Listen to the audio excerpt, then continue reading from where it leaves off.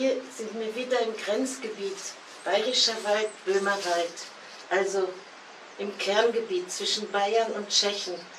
Das ist einfach wunderschön und richtig wild.